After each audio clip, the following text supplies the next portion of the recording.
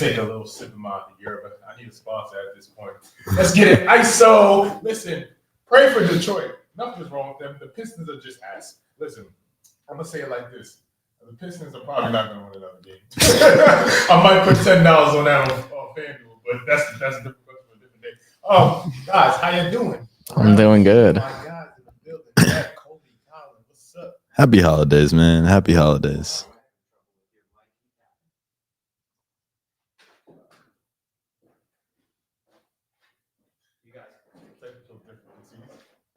Just scream. No, it was good. You don't want me to talk right now. Well, the Celtics are not going to lose a single game for the rest of the season at home. But they do play the Detroit Pistons then their next home game, and there's a couple of streaks. But I looked at a stat. I don't know what it is. Celtics have won 19 straight at home, and then Detroit, on the other hand, has what is it? How many games in a row have they lost? 27 now.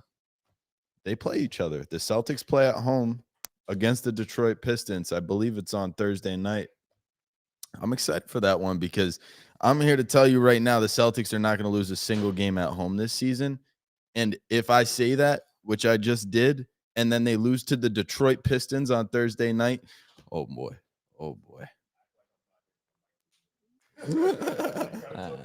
That's got to be like the biggest spread of the season. I feel like it has to be. If it's at home for Boston and they haven't lost all year and a team is coming in, the losers are 27 in a row.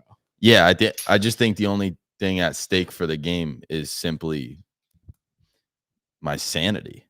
Yeah, I mean, well, they played the Nets last night, and I was watching, and they were up 20-7. The Nets had a horrible start. They're like very accustomed to having slow starts, and I was like, damn, like we can't be the team to lose to the Pistons. So I was relieved when they eventually took a lead, but then I was like, yo, now I feel kind of bad for these guys. Seeing them like walk off they looked so dejected. Yeah, you got to feel bad for like someone like Monty Williams right now. Well, no, because Monty Williams dug him into this. Okay. Dog shit rotations. I feel bad for Cade, who had 40 points again last night. He was getting bucket after bucket, and then in a 3-point game out of the timeout, what did they call up? A contested Alec Burks 3. Yeah. What the fuck? Shout out Kofi. If you don't know him, he's a diehard Detroit Pistons fan. And you should follow him on TikTok. And he always breaks down the aftermath of Pistons games. And he hates Alex Burks with a passion. And then also on top of that, he said that he made a good point. Why Detroit Pistons fans hate that organization, right? Because if you look at the other teams like the Cavs, right, when LeBron left, you knew they were going to be bad because LeBron left. Like, we understood that, and they're tanking. Now, the Detroit Pistons, they had in their mind that they were going to make the play-in and compete.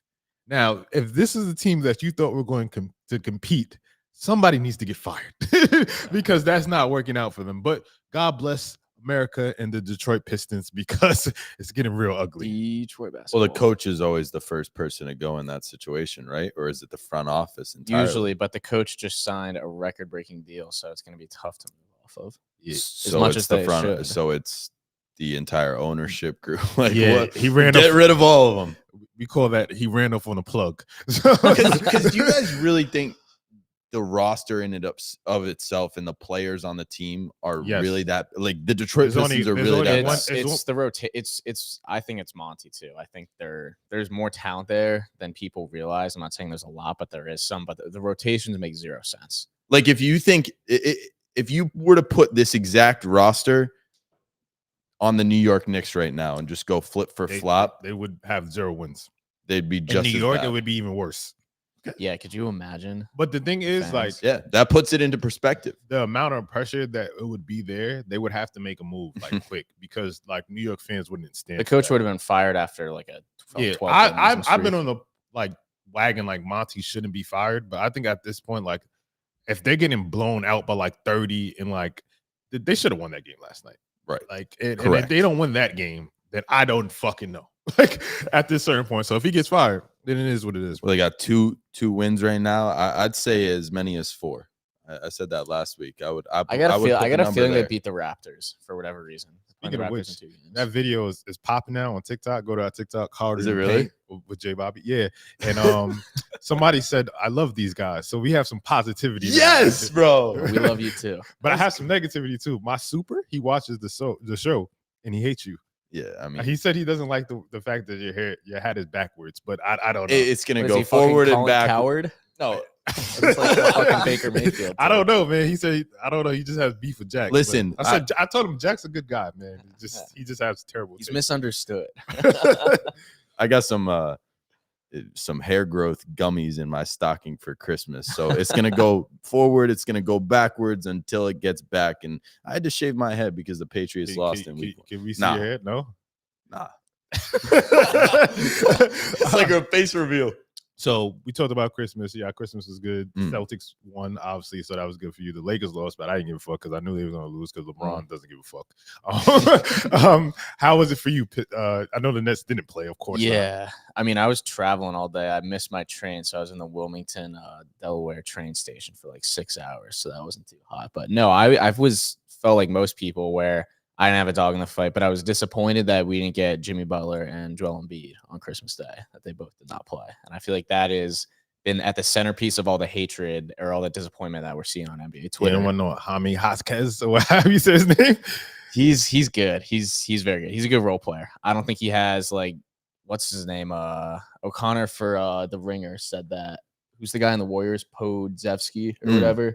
Can't pronounce his name. Should be like a top 3 pick. He's a good player, but let's separate the role players from the stars. Like I think Hawkes is great, but he's not creating his own shot. He was doing that on Christmas, so good for him. But I don't know. He's a good role player. Listen, a lot of people want a lot of money on that. Just You? saying that. You? No, I didn't. I wish I was one of those people. But I just think that this was the worst NBA Christmas ever. And the reason why I say that is obviously we didn't have Joel Embiid. We didn't have the Joel Embiid Jimmy Butler matchup. So that game was kind of like whatever at this point. Tyrese Maxey, we expected him to show out. He did not. He sucks without Embiid. I'm just at this point with that guy. And then I think about the Celtics Lakers game. LeBron didn't show up. AD had a 40 piece, but it was just like, all right, whatever. Right. And then like even Jason Tatum, like he was kind of cruising through the game. So we didn't even get that like superstar matchup that we wanted to see. And then the first game started. I think the biggest thing that came out of that was the Golden State Warriors and the Denver Nuggets. I think people were excited to see about that matchup and how the Denver Nuggets would fare because they didn't get to see them last year in the playoffs. And obviously Klay's been actually good now. He's been turning on. Steph's been hot. They won like 5 games straight before that loss. Yeah. So I think that to see that matchup and see how that played out showed me that no matter what you throw at them, you can't beat the Denver Nuggets. There's nobody that can beat them in the West. And I know, Jack, you feel strongly about that. Yeah, I watched that game and I said to myself, Golden State's the better team than the Denver Nuggets in this very moment. And come playoff time, if they see each other, if we get Golden State versus Denver in the playoffs, Golden State wins that series. Stephen Curry is the best player on the court in that series. And can we stop the Klay Thompson being washed narrative or the Golden State Warrior dynasty being over?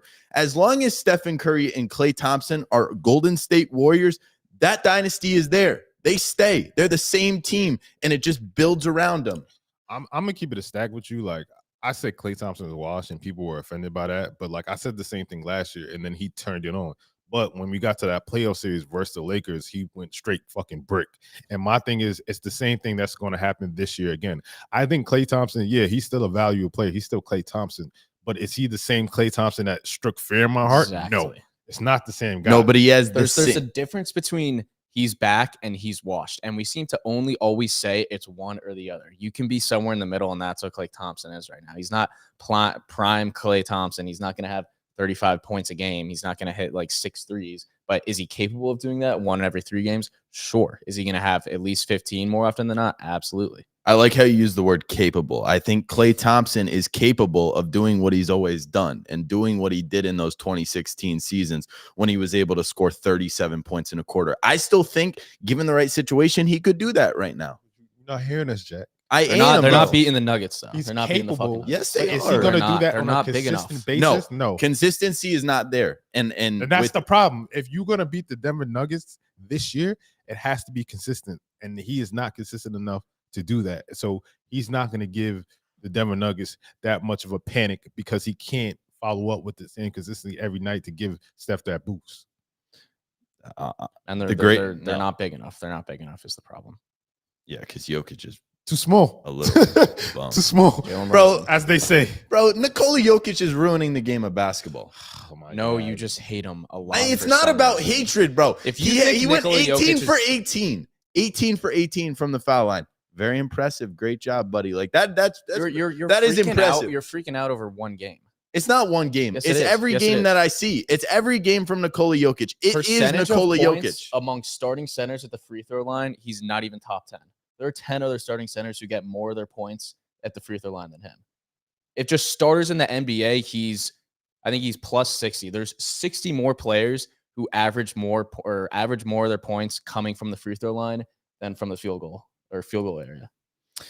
He's 19 in free throw attempts per game. He's not this foul merchant you think he is. Why is he the best player in right, basketball? let me- I don't see He it. wins in the playoffs. He's the MVP. He makes his teammates better. He's got all the efficiency stats to go. You think he's a foul merchant? What I saw from him on Christmas Day proved to me that he is using his body the right way, which is He's it not. rela- I Bam- relate it to Do you Giannis. think- Bam do you think- Adebayo wait, hold just on, went hold on. Do you He's think- not Joel Embiid. Do you he's think not Joel Jokic Embiid. is a foul merchant? Like, what do you even That's mean what by you were that? making it sound. You know complaining what I about mean. 18 Joel free Embiid, throws. I love him, but he's a foul merchant. He is. Exactly. So He's is not Nikola Jokic. I Jokic a foul understand that. merchant? No. Okay. Okay, thank you. Because Bam Adebayo, one of the best defenders in the league, literally just went on like 2 days ago and was like, "Yeah, he does not flop at all." I just And think he said he's the hardest person to guard. Yes. He's a bucket. we're holding Nikola Jokic to this very high standard. In the media right now, most people say he's the best player in basketball. Okay. Is that correct? Right? Yeah.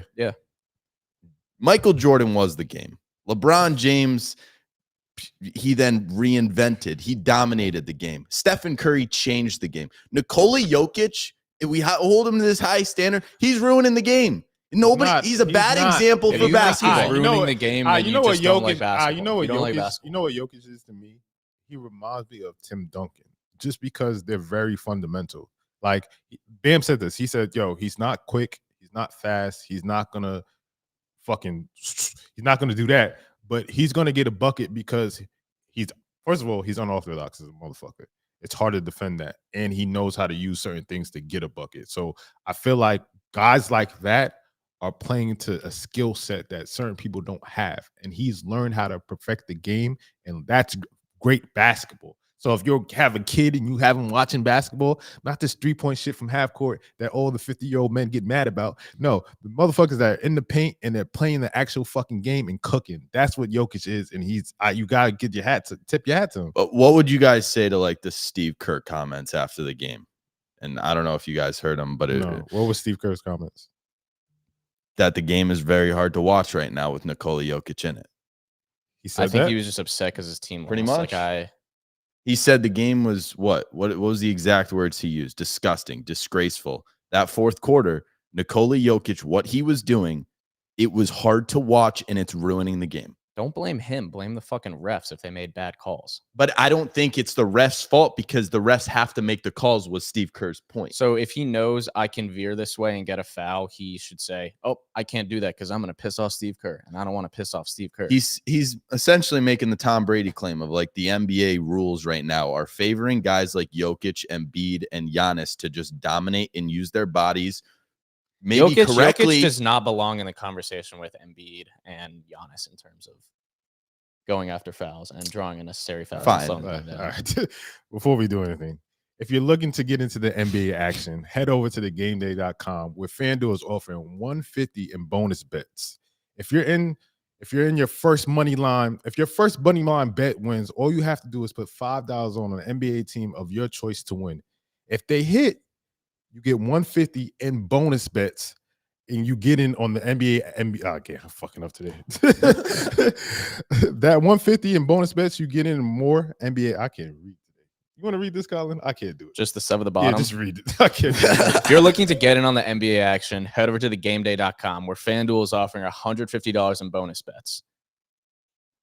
Bonus bets if your first Yeah, see? that made it sound Damn, bad. bro. Bonus yeah, bets if your first moneyline bet wins. All you have to do is put $5 on an NBA team of your choice to win. And if they hit, that's $150 in bonus bets to get in on more NBA games. To cash in on that and all the best FanDuel offers, check out thegameday.com at the link in the bio. Thank you, Colin. I got you. Struggling right here. Back to the action. Okay, now, so all that said, everything is cool. Have we seen Draymond Green? Have we seen Draymond Green last? All right. Have we seen Draymond Green? Have we seen Draymond Green's last game in Golden State? Thank you, Colin. I got you. I Bro. can't do it today. Don't worry. My goodness. I don't know if we've seen his last game in Golden State, but what I will say is this. Trace Jackson Davis has earned his role as the next Draymond Green. Trace Jackson He's got to Davis, start punching people. That's what he has to do. everything but that. He's the next Draymond Green in terms of what Draymond Green does well on the court. But he does everything better, and he's younger, stronger, bigger, jumps out the gym. Trace Jackson Davis is the next guy to make a difference for the Golden State Warrior dynasty. I don't know about that.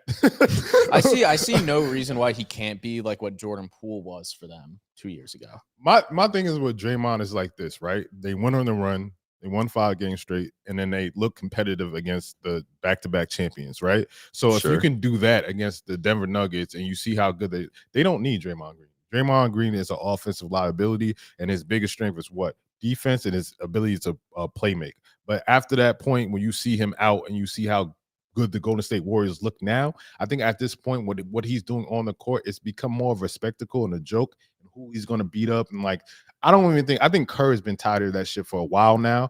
And I think that if you see that you can move on from Draymond, I think Draymond adds an element when you get into the playoffs, and you have that grittiness and you need somebody to get down and dirty with the best of them and getting people said, yeah, that's going to be a missing factor. But I think at the point, like, we're at the end of the dynasty. We're at the end of the road, and we need that, and you need to move on at this point. So I think Draymond Green, I think sayonara, buddy. You had a great time. Enjoy your time with the Detroit Pistons in the future. That'd be a crazy place to And trade. send his ass to the Knights watch. Malice in the Palace Part 2. Him and fucking Stewart just going Dude, crazy. yeah. No, but back to like the Trace thing. I think it's important for the Warriors to play their rookies more than they have in the past. And that was brought up this week about how they're doing that more. The kid from Santa Clara, the guard who's playing out of his mind right now. I'm not going to try and say his name, but he's playing phenomenal. He's scoring points. He's Try to say his name. Brandon Podajensky, something like that, bro. I haven't even tried. Podzemski. There's a Z in there. But is it Brandon? Did I get the Yeah, first name you got right? Brandon. Yeah, he's Let- from let Santa the- Clara. Let the editor do it. Santa Clara University. But like Jonathan Kuminga, right? In the past couple of years, he didn't play as much as maybe he wanted to. They Shut up. played Jordan Poole a lot, and Well, and he's he not thrived. the Jordan Poole sub. He's the Draymond sub. Do you think that the Brandon dude? Oh, come on. Do you think that the Brandon dude is the next Jordan Poole for the Warriors? The way that I'm saying Trace Jackson Davis is the next Draymond Green. Jordan Poole we're just because he's been so bad in Washington, we're underrating how impactful Jordan Poole was. I think this guy is more of he's a role player where he's going to be able to play well off Steph and Clay and the other guys, but he's not going to be a guy who consistently puts up 20 plus points for them. I don't think. I I don't know if Poole was exactly doing that, but we know from watching Jordan Poole that he is a heliocentric player where he can create his own shot. So let's not, before we move on, let's just end it with this. What do you think the Golden State Warriors should do with Draymond? Move on. trade him for a bag of chips. Wait a year because they just signed him to a 4-year, $20 million a year contract. I don't think anyone's going to take that for a guy fresh off a suspension. Yeah. Wait a year. Wait till he's a little bit more valuable. Then yeah. Do you maybe think the look at shipping Pistons him. would take that with picks? No. Okay. All right. What's Draymond going to do to make the Pistons any All right. better? You know, from Draymond. Send him Do you to think Draymond, like, Dallas hurts is your- the spot. Dallas is the spot. I feel like he almost could hurt your team more than help your team in this moment. And Golden State also is probably one of the only franchises to be able to hold on Bro, to him. if you can't score, you're a liability. And I feel like at this point, if you can't score and you're not a center, like a pure center, like what's the point? Remember when they were playing the Celtics in the finals and everyone's talking about should the Warriors bench Draymond Green because he was legitimately a liability on the court. Now he turned it around later in the series and made his impactful Draymond Green type plays, but I think Draymond Green's time is coming to an end. Listen, it's like I think that's what's happening. I think he's so bad on the court in terms of like he can't keep up. He has to do things antics to keep him in the game. Like at this point, He was shooting well this year. I'll give him that. Another person that he tormented, Kevin Durant. Mm. Kevin Durant is frustrated in Phoenix. Right. And my thing is with Kevin Durant, what do you want at this point, bro? Like, and our guy, Terrence Ross, made a great fucking point. He said the Phoenix Suns were fine before Kevin Durant got there. So who's the problem? And listen, they had to gut their whole fucking team to get Kevin Durant, right? They don't have those pieces anymore because they had to trade and get Beal too, and they try to make this big super team. And that project seems like it's failing because he hasn't been on the court. Bill is hurt. Kevin Durant, he's on and off in terms of like being healthy, but he's averaging what, 30 or close to 30? 30 points. And they're not winning. So when you lose to the Knicks and you're saying that you shouldn't lose to the Knicks, and then you lose, and then here's my thing. Christmas Day. This is why Christmas Day was bad. Back to the Christmas Day shit. Kevin Durant was out there not even giving a fuck, not playing defense, looking disengaged in the fucking whole time. And it's like he didn't want to be there. And this is after the reports of him being frustrated of being in Phoenix. Yes, they don't have the certain pieces to play. But at the end of the day, you have to carry the load at this point until Bill comes back, because that's just is what it is. You knew what you had when you were coming into the season. If you said like, yo, we need to make more changes, then you should have hounded the GM and say like, yo, we need to go out and get something else to take the pressure off me. At this point, there's nothing you could do. Yeah, you're frustrated, but you knew what was on the roster there. At the end of the day, let's say I can't feel too bad for you. You know why? Because you have Devin Booker. It ain't like you got some scrub next to you. You got Devin Booker. like what are we doing here? It's just like at the end of the day, you could be in worse positions. Like at this, you just got to manage the storm. I just want to make sure we're careful though, like in our criticism with KD of this, because KD is not Matt Ishbia. KD is not James Jones. He's a player. He's not the GM. I'm 100%. Sure maybe they consulted with him before they traded for Bradley Beal, but he was not the one who pulled that trigger. He has gone to teams, and teams for whatever reason have just said, all right, we have to become a super team right now. It happened in Brooklyn with the Harden trade. The roster before the Harden trade was very, very good. They had picks, they had players. Unfortunate circumstances happen, and it all went to shit. But he is not responsible for Bradley Beal trade. Is a bad trade. He's injury prone. He's making way too much money. They have no more draft capital. They have no more players. They have a huge weight drawing them down. And the DeAndre Ayton trade, Yusuf Nurkic is decent. He's not going to elevate your team. The Chris Paul and the Bradley Beal trade are what sank the Suns, not the Kevin Durant trade, in my opinion. Kevin Durant should go back to Golden State. No. Yes. No. I mean, it's hard to argue against that. I agree with you. They were the best team ever with him, but I don't think it's going to ever happen. I don't consider you just said KD's kind of at this point where it's like, I don't know what he should do. That's the one answer. You go back to Golden State. The one thing that worked. No. I think that he should just stick it out and just thug it out until they figure it out. Like, I understand like players wanting to win a championship, so they go to places where they feel like they can contend for one. But I think at a certain point, that it's just like, all right, we're just really hopping around, just going anywhere, because once we have some type of conflict, we don't want to stick it through. That man has 2 championships already. He doesn't have to go anywhere. He's already accomplished that goal. My thing about going back to Golden State, and people like, oh, he should have never let.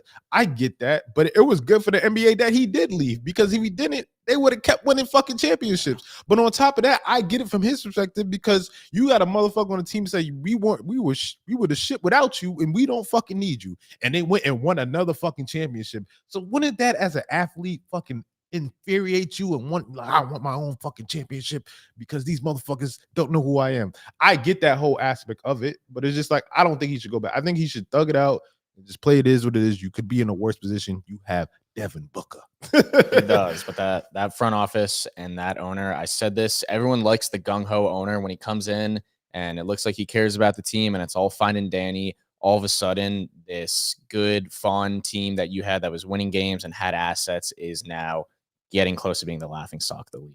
Like that's where the problem lies. Steph Curry and Kevin Durant were the best duo that we've ever seen in NBA history, and we only got to see them for 3 years. We need more of it, and nobody is stopping the KD to Golden State narrative. They weren't stopping it back when he did it, and they ain't going to stop it now because the league is more competitive. Teams are better. Let me ask you, no content-wise or not, just from the heart. Would you respect Kevin Durant if he went back to the Golden State Warriors? 1,000%. Fuck out of here. Let me ask somebody that's sane in the head. How do you feel about that? I mean, the thing is, people like he's jumped from teams before, so the difference between jumping from team 1 to team 2, there's no difference in that between jumping from team 4 to team 5. So at this point, I don't care. Like he's jumped before. I don't care if he's like he is who he is. I'm not gonna keep getting upset about it. I think I'm old man yell at the cloud because this is ridiculous. No, he should have stayed. He should have stayed in Golden State. That's a different argument. He went to Brooklyn and Phoenix, guys. Brooklyn was a no great shit. spot They for haven't him. been good. It's horrible organizations. Go back to Golden State, a place that knows how to run the ship. That's not a horrible organization. They had horrible things happen to them. Luka, 50 piece on D-Book's head. Yes, sir. I mean, ever since the Luka special, he has been terrorizing this man and his nightmares on the court. It doesn't matter. If Luka sees Devin Booker, it's fucking green light. And I think that's a problem, right? Because I feel like Devin Booker was held in this high regard. And yet every time you see Luka, he is just tormenting you. You need to be Devin Booker and get in your fucking bag. It's turning into a LeBron James, Paul Pierce dynamic, in my opinion, where Paul Pierce is a fantastic player, but is looked down upon because this rivalry, the other guy kicked his ass every time. And that's what we're starting to see. Well, Paul Pierce kind of did that to himself because Paul Pierce was... His post-basketball career stuff is not helped in the slightest. But Paul Pierce was like that in the league. So, Yes. that's why people didn't like Paul Pierce. But I'm just saying, my thing is like this, bro. I feel like Devin Booker, I feel like you got to, I don't know if I could say this, but I'm saying you got to hold yourself by the balls and pick yourself up because you cannot let that man come in and dominate you. You got to get your cojones going, baby. Because I'm not for real, because I feel like Devin Booker is one of the elite players. We respect him a lot. And I feel like you can't have this man come in and embarrass you. At the end of the day, this is sports. We compete. And I want to see people compete. And I can't watch Luka belittle you every time you play. I just wanted to mention that. But the 50 piece on his head, disgusting. I feel like the only reason why I don't put Devin Booker in my top 10 NBA players right now is because of Luka Doncic. It's literally because of that rivalry, the father and son aspect of it. Damn, you call him father son? I mean, bro, if that's what it's turning into, that's what it's 50 ball on Christmas Day. We did that thing, bro. Nobody had 50 on Christmas Day ever, right? Yeah. Or like Wilt may have. No, I'm pretty sure the highest was 40. Oh, that's what it was. Yeah. Because I saw they put the graphic up during the game. But yeah. Can you win a title with your point guard being the best player? Now, Becky Hammond said that there's no situation where the point guard or the smallest guy on your team can be the best player on a championship team.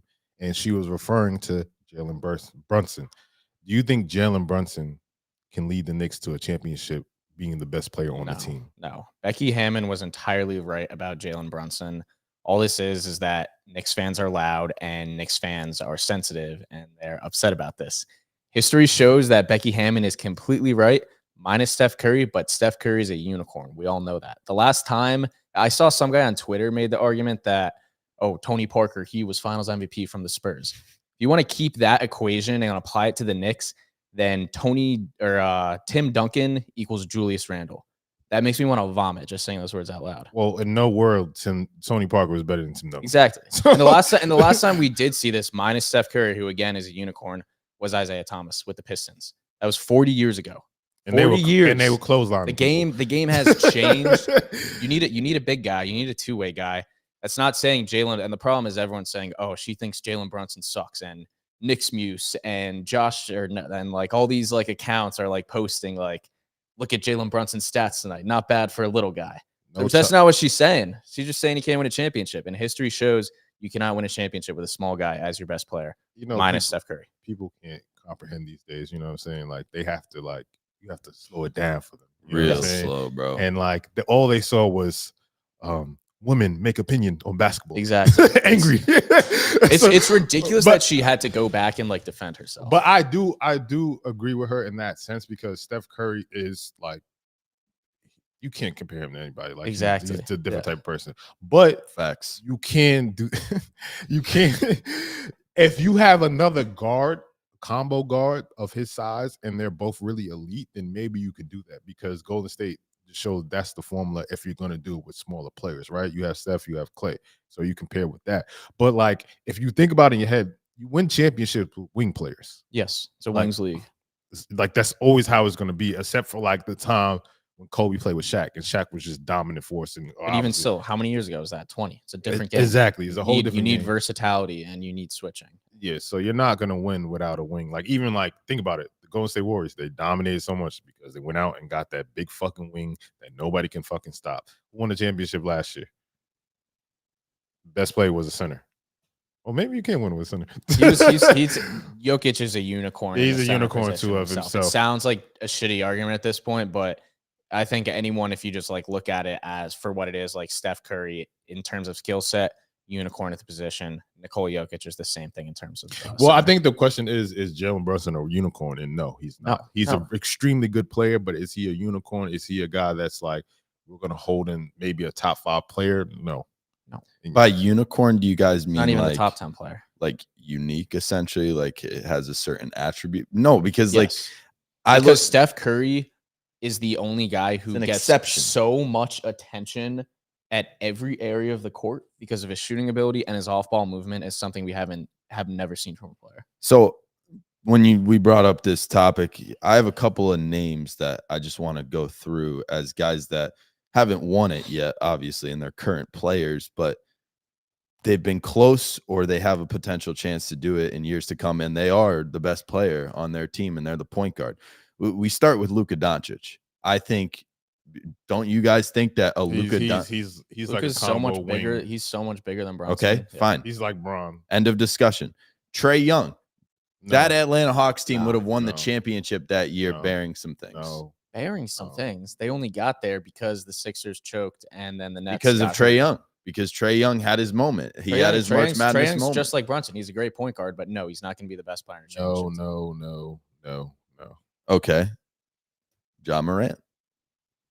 Ja Morant. Yeah, if you give him Ja Morant as the best player on the team, he does not win a championship. No, history says no, so I'm saying no, but it's fine to like shrug because he's still so young. You don't know how he could develop. So that's why you're hesitant. That's why most people are gonna be hesitant because he's young. But history, still the same argument. It's the same argument as Brunson. History says no, so I'm saying no. He's not the same styled point guard as a normal point guard. I think why Ja Morant's a unicorn. Correct. Yes. Okay. But I do think I think before we get I think he is. I like the D Rose and Russ are similar to him. There's no one who's that close of a comp to Steph as they are to Ja. No, I've never seen anything like Ja Morant other than D Rose. The same. I think, but they're but I'm saying to be a unicorn, there's no one who compares to you. I think Ja has similar comparisons to prime D Rose and Russ, whereas that doesn't exist. No, Russ.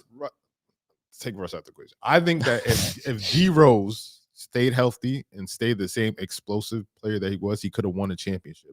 If you paired him with another player that was good enough to take them there, right? If you look at his roster, it was fucking Joakim Noah, fucking Lil Deng, Kirk Heinrich, and Taj Gibson.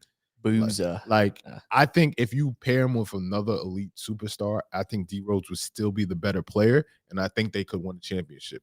I genuinely think that. So I think with Ja Morant, it's the same thing. Like if you get him another elite player, I think Ja Morant can still be the player and they can win a championship. I think so. So the NBA is like the only sport. Why do you think that he's not a unicorn? Why do you think that Ja Morant's not a unicorn? Because to be a unicorn, you're like one of one. There's no one who's similar to Steph. To be I think that Dame is close. And James Harden's close. I'll give you Dame. I'm not going to say Harden. Why not? Harden's more of a passer. He's more of in his prime. James Harden was a scorer. James Harden was doing the same shit Steph. That's why they took him to Game 7. That's why they always gave him trouble in the playoffs, and that's pretty impressive. I think to this day, if Chris Paul doesn't get hurt, James Harden and the Rockets win that series. So my thing is like this: you cannot say that James Harden and Steph Curry are not on the same tier when James Harden was in his prime. That's not what I'm saying. I'm talking about their play styles. But James Harden is not on the same tier as Steph. You're saying that you couldn't compare nobody to him. You can legit compare. James Harden was doing the same shit. I think Steph is a little bit like his off-ball movement. James Harden not move off-ball for jack shit. Steph Curry, you got to cover him at all areas of the court from start to finish. James Harden, you got to cover him in different areas, but he passed the ball and then he stands. You use the Bam reference. I'm going to use a Paul George reference. He said that Ja Morant, I haven't seen anybody like him since D Rose as far as being guardable. Like, and I think the way they move in transition. D Rose is why Ja isn't as much of a unicorn as Steph is. I think that there's more separation between Steph and Harden than there is between Ja and D Rose. I disagree. I feel like Steph is Steph at the end of the day, but I feel like James Harden was legit doing the same shit, but he didn't have that Not the counterpart. off-ball movement. The off-ball movement is such an underrated part of Steph's game. When you're covering him, you're running. Yeah, he should have. He could have been a lot better. No, because if you got Clay that bail you out numerous times, Game 6 Clay and all this other shit, then it would have been a different fucking story.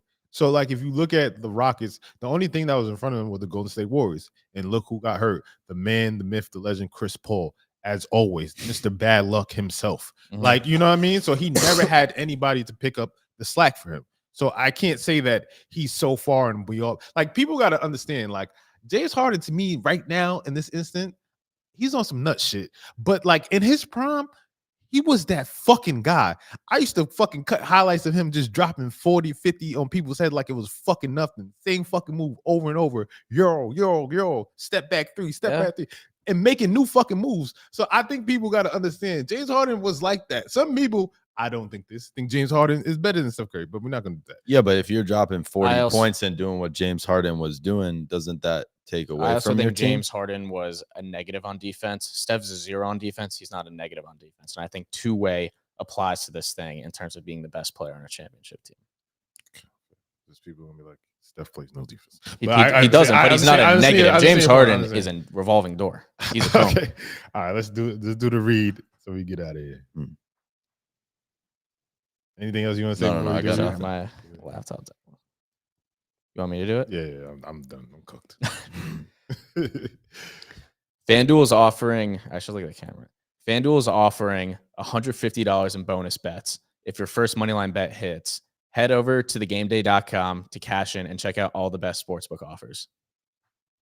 Beautiful. All right. Hardest I have to work on that. Anything else? I know you have one more thing to say before we get out here. Just say it before we get out of here. Derek White's not an all-star. He's not. All right. My top 10 NBA players right now. Very quickly. I'll go ahead. At 1, I have Jason Tatum. At 2, Stephen Curry. Over. At 2, Stephen Curry. At 3, Luka Doncic. At 4, Giannis Antetokounmpo. At 5, your guy, LeBron James. At 6, Joel Embiid. At 7, Kevin Durant. At 8, Nikola Jokic. I could stop the list and say those are the 8 superstars in the NBA, and there's nobody better than those 8. You put them in their own group. Steph and Tatum are in their own group. But then I'll round it out with Shai Gilgeous-Alexander. He's been balling at 9. And I understand Jimmy Butler's greatness, so I'll put him at 10. I'll see y'all come playoff time. Listen, before we get out here, when it's all said and done, Joel Embiid might be one of the greatest scorers of all time. But make sure y'all follow Hard in the Paint on TikTok with JBobby, Instagram, and make sure you go to thegameday.com.